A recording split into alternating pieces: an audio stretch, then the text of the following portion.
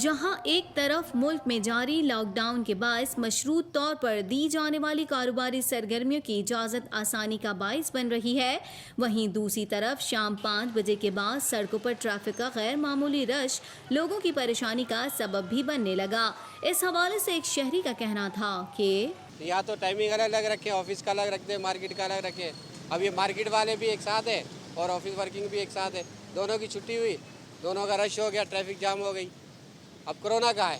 शहरी बदतरीन traffic jam की वजह से मिनटों का सफर घंटों में तय करने पर मजबूर हैं। मुतल्लिका ट्रैफिक पुलिस अहलकार इस दौरान सड़कों से गायब नजर आते हैं।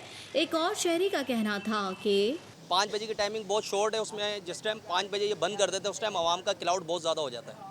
तो इनसे बस इतनी अपील है कि ये इसका टाइमिंग बढ़ाएं ताकि आवाम को इस तरह के मामला ना देखने पड़े। शहरियों ने हुकूमत से मुतालबा किया है कि बाजार और मार्केटों का दौरानिया मजीद बढ़ाकर रात 8 बजे तक किया जाए ताकि ट्रैफिक जाम की सूरत हाल से बचा जा सके।